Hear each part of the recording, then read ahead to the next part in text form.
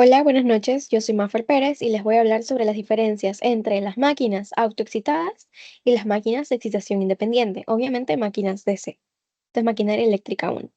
Las diferencias principales son, en primer lugar, el arranque. Las máquinas autoexcitadas dependen de un magnetismo remanente para poder realizar su arranque, mientras que las máquinas de excitación independiente tienen un circuito específico para controlar el campo. En el caso de control, una máquina de autoexcitación tiene un solo circuito donde interactúan el campo y la armadura. Entonces, un cambio en la una afectaría a la otra. En el caso de la de excitación independiente, puedes alterar el campo o la armadura como tú quieras y la otra se mantendrá totalmente sin efecto. Sin embargo, esto de tener dos circuitos aumenta mucho los costos en las máquinas de excitación independiente. Así que esa es una diferencia también. La máquina de excitación independiente es mucho más costosa. A continuación les enseño varios tipos de conexiones, los más comunes. Por ejemplo, aquí tenemos la máquina shunt o paralelo, donde tenemos la armadura en paralelo al campo. La máquina en serie, donde tenemos la armadura en serie con el campo. La que mencionamos anteriormente, la excitación independiente, dos circuitos separados. Y la conexión compuesta, donde tenemos un campo en paralelo y un campo en serie con la armadura. Esta de aquí se utiliza para maximizar los efectos del paralelo y del serie en un solo circuito. A continuación les explicaré los comportamientos específicos de cada tipo de conexión. Empezaremos con excitación independiente, en específico los generadores. Estos de aquí, su flujo depende de una batería independiente, así que su flujo siempre es constante y el voltaje de salida en sí mismo se mantiene 100% constante todo el tiempo. Estos son utilizados en laboratorios o en industria donde se requiere una tolerancia al voltaje mínima, no puede variar para nada, estos son extremadamente precisos. Asimismo, esto ocurre en los motores de excitación independiente. Aquí tengo un brazo mecánico porque si necesitas un brazo mecánico totalmente preciso, tienes que sí o sí utilizar un motor de excitación independiente. Tiene una velocidad muy estable debido a que este flujo es constante y esto no cambia a menos que cambies los parámetros de la máquina. Se utiliza para frenado regenerativo y es muy fácil de programar porque como no cambia el campo, el torque es básicamente una constante por la corriente de armadura. A continuación, el generador en paralelo.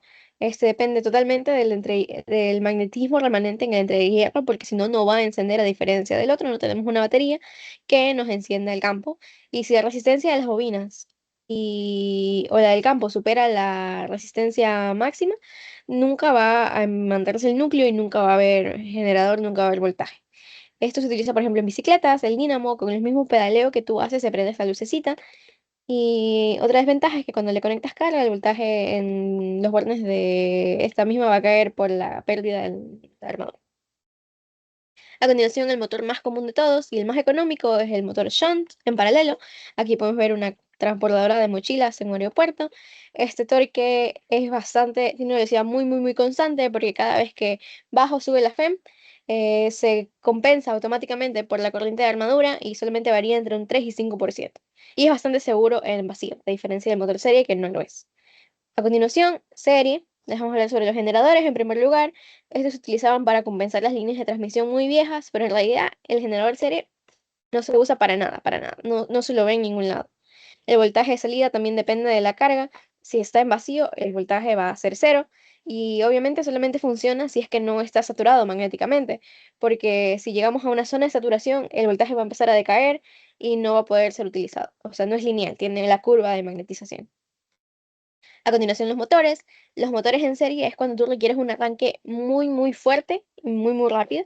Aquí tengo, por ejemplo, un motor de arranque de un automóvil. Cuando tú giras la llave, se prende la chispa, se prende este motor, da una corriente de arranque altísima. Esto se usa, repito, cuando quieres mucha fuerza, en cargas muy pesadas, muy grandes y que no requieres que funcione por mucho tiempo. El torque es proporcional al cuadrado de la corriente, así que ahí podemos ver qué tan grande es el torque, qué tan grande es la fuerza de este motor. Sin embargo, tiene un peligro de embalamiento o desbocamiento cuando esté en vacío. La corriente va a bajar tanto y como es inversamente proporcional, la velocidad se va a disparar de manera astronómica. Una curiosidad de este motor es que cuando están puestos en serie, se reparten el esfuerzo de forma equitativa, así que tú puedes poner varios motores serie en serie y se repartirá el esfuerzo de manera constante y puedes llegar a darle potencia, giro a una carga muy grande, muy pesada, como por ejemplo podría ser un tranvía. Eso es todo por hoy. Muchas gracias.